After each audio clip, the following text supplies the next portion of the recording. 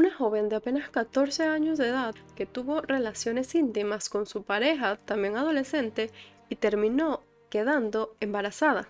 Lastimosamente, en una discusión debido a que el novio no quería que ella tuviera a este bebé, terminó dándole una golpiza tan brutal que terminaría con la vida del adolescente.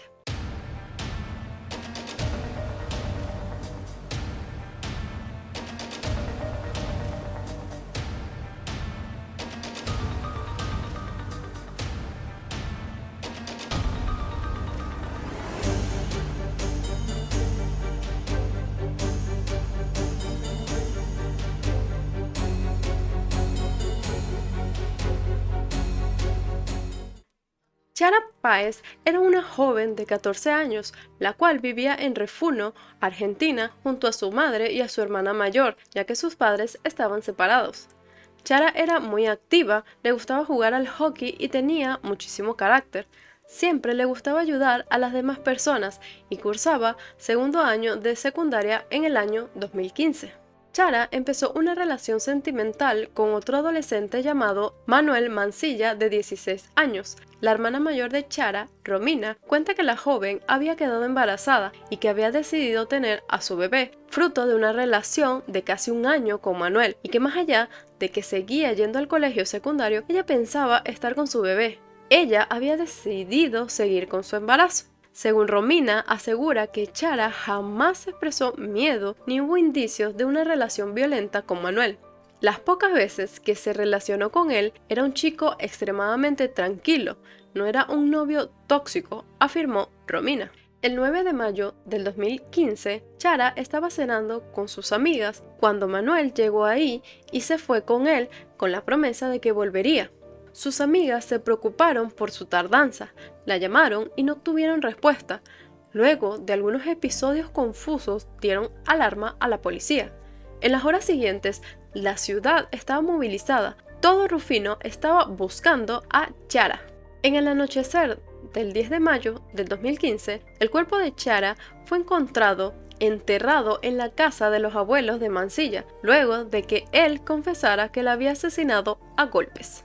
El teléfono móvil de Chara fue hallado en un descampado a 4 cuadras de la casa de Manuel. No tenía batería, tampoco tenía el chip, que luego fue activado varias veces desde otro teléfono. Lo prendían y lo apagaban, y lo volvían a prender a 20 cuadras de distancia. Querían despistar a la policía, explicó el padre de Chara. El cuerpo fue localizado enterrado en un pozo de 1 metro de diámetro y 88 centímetros de profundidad. La tierra estaba rastrillada y bien apisonada. El cuerpo apareció en posición fetal y, según la autopsia, Chara fue asesinada a golpes. La joven estaba embarazada de 3 meses y tenía resto de oxapros, un antiinflamatorio usado para abortar en su cuerpo. Incluso antes de que encontraran el cuerpo de la menor, ya muchas personas tenían el presagio de que algo malo le había sucedido, ya que no era posible que ella se hubiese escapado y desapareciera de esta forma voluntariamente. Y lastimosamente se confirmó cuando sus restos fueron hallados, y lo peor del caso es que también perdió a su bebé. Según lo que confesó Manuel, indicó que ambos estaban teniendo una conversación sobre el embarazo y qué hacer con el bebé en camino, ya que el joven no quería tenerlo ni hacerse cargo de él. Quería que Chara abortara, pero la joven no quiso. Le dijo que tenía que hacerse cargo del bebé, y Manuel se molestó tanto con ella que comenzó a golpearla sin parar. Todo un país se detuvo. Empezaron con varias protestas debido a este feminicidio, ya que este hombre o este joven decidió tomar esta decisión de acabar con la vida de su novia solo porque ésta no quería terminar con el embarazo de su hijo. Muchas personas se movilizaron con el lema "Ni una menos", una frase que hoy en día suena mucho en muchas marchas de apoyo a las mujeres que fallecen debido a que una pareja o expareja acaba con la vida de ellas.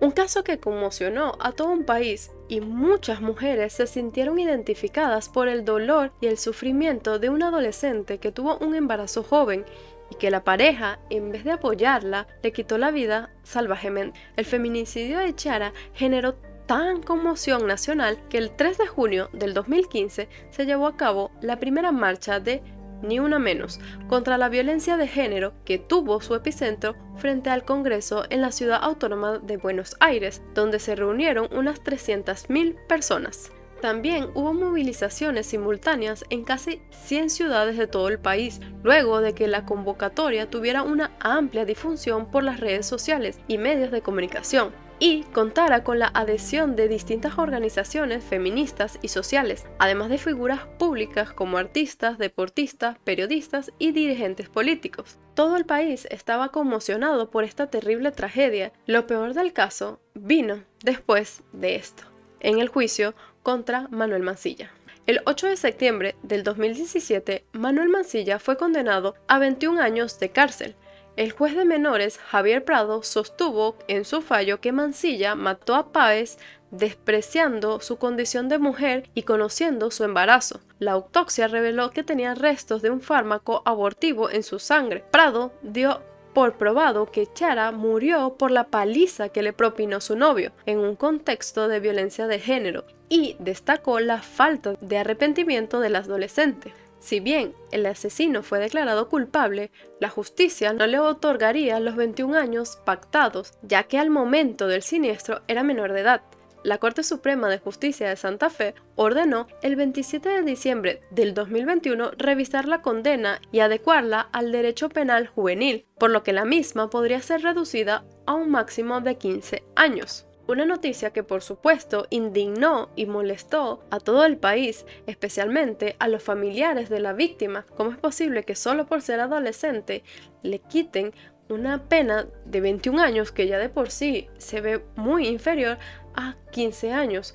Un joven que apenas tenía 16 años le dan una condena de 15 años y fácilmente podría salir en libertad a los 30 años y hacer una vida, algo que Chara y su bebé nunca podrán tener. La familia de la víctima sostiene que Manuel Mansilla necesitó ayuda para cavar un pozo, arrastrar allí el cuerpo de su novia y enterrarlo. Es decir, la familia de Chara indica que seguramente los abuelos o los padres de Manuel ayudaron a que él acabara con la vida de la joven, y ninguno de estos adultos fue condenado ni responsable de ningún acto.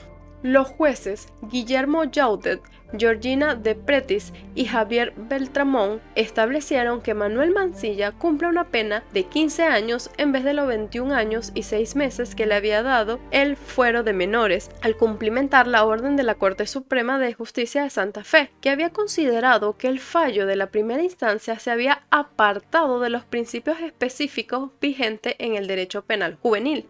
El fallo de la Corte santafesina, que se pronunció el 27 de diciembre del 2021, hizo hincapié en la condición de menor de Mansilla al momento del hecho y consideró que debía aplicarse la Ley Penal Juvenil, que prevé que los casos de reclusión perpetua, como el que le habrían dado al joven si hubiese sido mayor, deben reducirse la sanción si se trata de un menor. Tras conocerse esta noticia, Verónica Camargo, la madre de la víctima, anticipó a la agencia Telán que analiza realizar una presentación en la Corte Suprema de la Nación o en la Corte Interamericana de Derechos Humanos. Hay antecedentes de otros fallos para poder dar una mayor sentencia. ¿Por qué si antes se pudo, ahora no?, se preguntó la mujer, que también manifestó su repudio a través de las redes sociales. Para el sistema judicial, la vida de Chara y su bebé solo valen 15 años de prisión para Manuel Mansilla, quien los asesinó brutalmente.